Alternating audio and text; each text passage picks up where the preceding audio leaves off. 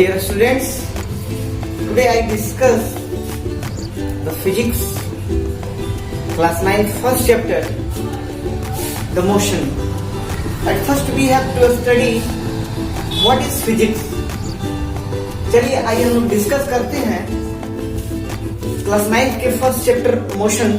उससे पहले हम लोग समझते हैं कि फिजिक्स होता क्या है। कहता है कि the study of nature and natural phenomena is called physics. यानी कि अगर हम अपने नेचर प्राकृतिक और प्रकृति में होने वाले घटनाओं की जब अध्ययन करते हैं, स्टडी करते हैं, तो उसी घटनाओं के अध्ययन को हम फिजिक्स बोलते हैं। यानी कि we can say that the study of nature and natural phenomena is called physics. Now I discuss the topic what is motion. A body is said to be in the condition of motion if it changes its position continuously with respect to time। यानी कि अगर कोई body समय के साथ लगातार अपनी position को चेंज कर रहा है तो हम बोल सकते हैं कि वह बॉडी जो है मोशन में है। जैसे कि हम एग्जांपल लेते हैं कि एक चलता हुआ बस पेड़ के रिस्पेक्ट में मोशन में है। यानी कि जो चलता हुआ बस है, पेड़ जो है अपने स्थिर में रुका हुआ है और बस जो है लगातार समय के साथ अपने पोजीशन को चेंज कर रहा है, यानी एक जगह से दूसरे जगह जा रहा है। तो we can say that the bus is in motion. Rest, a body is said to be in the condition of rest if it does not changes its position with respect to time. यानी कि अगर वह समय के साथ अपने position को ना चेंज करे तो हम बोल सकते हैं कि जो कोई बॉडी है वह रेस्ट में है। यानी कि एक चलती हुई बस की तुलना में एक पेड़ जो है रेस्ट में है। चलिए समझते हैं कि डिस्टेंस क्या होता है। The area covered by a moving object in a particular time. यानी कि एक पार्टिकुलर समय में, दिए गए समय में किसी ऑब्जेक्ट द्वारा जितना एरिया कवर किया जाता है वो क्या होता है, डिस्टेंस होता है। Suppose that if we take 2 point A and B, अगर हम 2 पॉइंट ए और बी लेते हैं तो जितना ए और बी चलेगा वह क्या होगा, उसका डिस्टेंस हो जाएगा। डिस्प्लेसमेंट क्या होता है, the shortest distance covered by an object is called displacement. यानी कि किसी भी ऑब्जेक्ट द्वारा 2 पॉइंट्स के बीच में जो शॉर्टेस्ट डिस्टेंस होता है, सबसे न्यूनतम जो दूरी होती है वह क्या होता है, डिस्प्लेसमेंट होता है। जैसे कि आप इस फिगर में देख सकते हैं कि ये 2 पॉइंट है ए और बी। तो हम ए से बी के जाने के लिए मेरे पास एक ये रास्ता है कि हम ए से होकर पी की तरफ जाए, पी से फिर बी जाए, फिर ए से सी जाए, डी जाए, फिर बी जाए। लेकिन ये दोनों जो है लॉन्ग डिस्टेंस है और ए बी जो है सबसे शॉर्टेस्ट डिस्टेंस है। यानी कि बी तक पहुंचने के लिए ए के द्वारा ए बी के अलावा कोई शॉर्टेस्ट डिस्टेंस नहीं होगा, इसलिए ए बी जो होगा मेरा डिस्प्लेसमेंट होगा। चलिए आइए हम समझते हैं कि स्केलर और वेक्टर क्वांटिटी क्या होता है। बहुत ही इंपॉर्टेंट है ये कि what is scalar quantity and what is vector quantity. The scalar quantity एक ऐसा क्वांटिटी जिसके पास मैग्नीट्यूड हो, केवल मैग्नीट्यूड हो, 5 kilometre, 10 kilometre, 5 KG, 10 KG, 5 gram, 10 gram.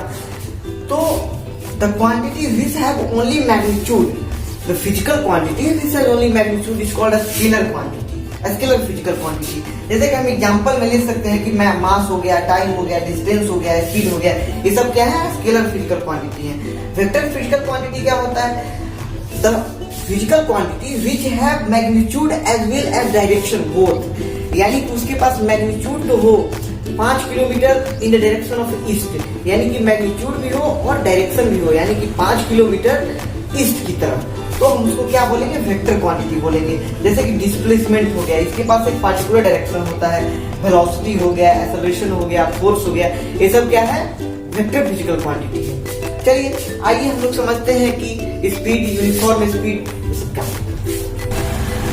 Uniform motion and non uniform motion क्या होता है।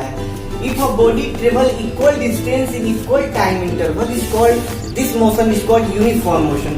यानी कि अगर कोई ऑब्जेक्ट इक्वल टाइम में अगर इक्वल डिस्टेंस अगर ट्रेवल करता है, इक्वल टाइम इंटरवल, अगर हम टाइम इंटरवल लेते हैं 5 सेकेंड, तो शुरू के 5 सेकेंड में अगर वह 10 मीटर चलता है, बाद के भी 5 सेकेंड में वह 10 मीटर चलता है, कंटिन्यूअसली वह बार बार अगले 5 सेकेंड में वह 10 मीटर ही चलता है, तो वह क्या होगा, वैसा मोशन यूनिफॉर्म मोशन। इसका जो ग्राफ होता है वह स्ट्रेट होता है। यानी कि अगर हम इक्वल टाइम अगर इंटरवल लेते हैं तो डिस्टेंस उसका क्या होगा, हमेशा इक्वल ही होगा। तो ऐसे मोशन को क्या बोलेंगे, uniform motion. Non uniform motion क्या होता है, इसमें इक्वल टाइम इंटरवल में अनइक्वल डिस्टेंस ट्रेवल करता है। अगर हम टाइम इंटरवल उतना ही लेते हैं तो डिस्टेंस उसका क्या होगा, हमेशा अलग अलग होगा, अलग अलग डिस्टेंस होगा। उसको क्या बोलेंगे, नॉन यूनिफॉर्म मोशन। यानी कि if a body travel unequal distance in equal time interval is called non uniform motion. इसका जो ग्राफ होता है वो कर्व होता है। चलिए आइए समझते हैं कि स्पीड एंड वेलोसिटी क्या होता है। स्पीड होता है the distance travelled by an object पर unit time is called speed. यानी कि अगर किसी ऑब्जेक्ट द्वारा पर यूनिट टाइम में, यानी कि दिए गए समय में जितना डिस्टेंस ट्रेवल करता है उसको क्या बोलते हैं, स्पीड बोलते हैं। यानी कि बोल सकते हैं कि speed is equal to distance upon time, where speed is noted by v and distance is noted by s and time is noted by t, then v is equal to s by t। यानी कि speed is equal to distance by time, यानी कि distance travelled पर unit time. ये क्या है, एक scalar physical quantity है और इसका SI यूनिट जो होता है मीटर पर सेकेंड होता है। हम लोग एवरेज स्पीड बोल सकते हैं कि average speed is the total distance travelled upon total time taken is called average speed. Velocity क्या होता है, the distance travelled by an object पर unit time in given direction. यानी कि एक ऑब्जेक्ट द्वारा किसी खास डायरेक्शन में जितना डिस्टेंस ट्रेवल किया जाता है पर यूनिट टाइम में उसको क्या बोलते हैं, वेलोसिटी बोलते हैं। यानी ये भी हम लोग बोल सकते हैं कि distance travel in particular direction या फिर displacement travel in per unit time. यानी velocity is equal to displacement travel in given direction upon total time taken. ये भी एक वेक्टर फिजिकल क्वांटिटी है और इसका भी SI यूनिट मीटर पर सेकेंड होता है। स्पीड और वेलोसिटी में डिफरेंस यही है, इसमें distance travel per unit time, इसमें displacement travel per unit time. ये स्केलर क्वांटिटी, ये जो है वेक्टर फिजिकल क्वांटिटी। एक्सेलरेशन क्या होता है, the rate of change of velocity is called acceleration. It is denoted by a। यानी कि अगर किसी वेलोसिटी के रेट में चेंज होता है तो उसको क्या बोलेंगे, एक्सेलरेशन। एक्सेलरेशन को हम लिख सकते हैं change in velocity upon time. यानी कि change in velocity upon time को बोल सकते हैं कि rate of change in velocity. और चेंज इन वेलोसिटी क्या होगा, तो final velocity v minus initial velocity e होता है। तो एक्सेलरेशन a इक्वल टू लिख सकते हैं कि v minus u by t। यानी कि acceleration equal to v minus u by t and v minus u change in velocity upon time. इसको ऐसे बोल सकते हैं कि acceleration is defined as the change in velocity per unit time. Uniform acceleration, non uniform acceleration क्या होता है कि if a moving body travel in a straight line and its velocity increases by equal amount in equal time interval.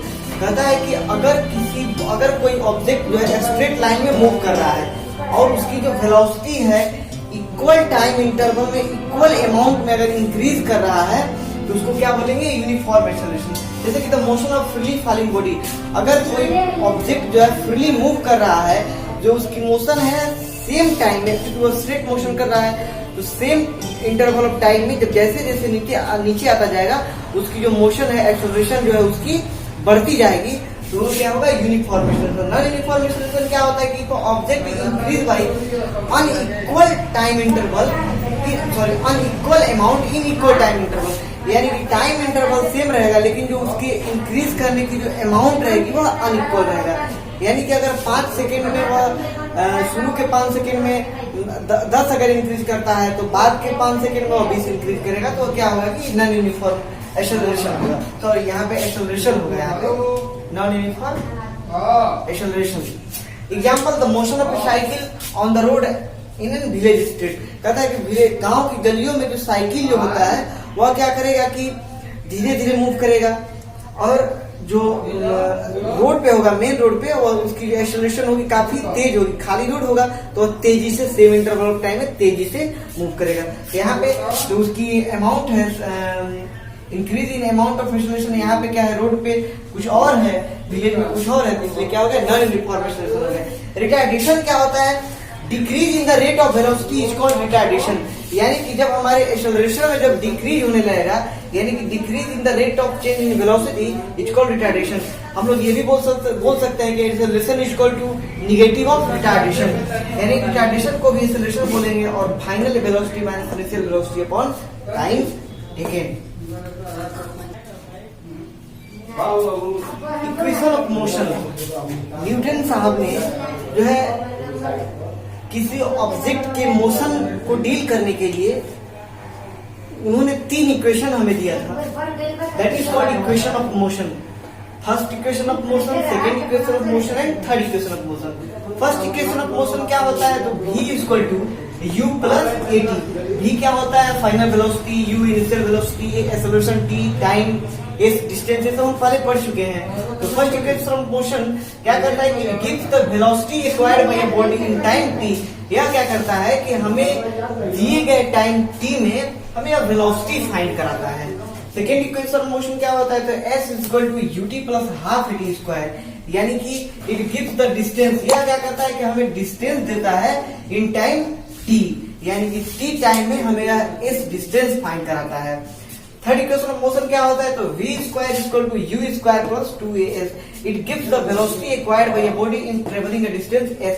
यह क्या करता है कि हमें इस डिस्टेंस में हमने कितना वेलोसिटी ट्रेवल किया वो हमें बताता है। तो इस पे रिलेटेड क्वेश्चन भी आता है क्या, इसमें तीनों में चारों पार्टों में क्वांटिटी में से कोई एक क्वांटिटी दिया रहेगा, उसमें से हमें कोई एक निकालना होगा। तो इन तीनों इक्वेशन को यूज करके हम बहुत सारे क्वेश्चन को सोल्व कर सकते हैं। तीनों इक्वेशन को आप लोग अच्छे से रिकॉल कर लीजिएगा। v बराबर u plus at, s equal to ut plus half at square, v square equal to u square plus 2as। ये था न्यूटन के तीनों इक्वेशन। अब हम समझते हैं कि सर्कुलर मोशन क्या होता है। तो सर्कुलर मोशन जो होता है, व्हेन ऑब्जेक्ट और a body travel in circle या do the circular motion in moves in circle, that motion is called circular motion. तो ये था students chapter first, chapter motion.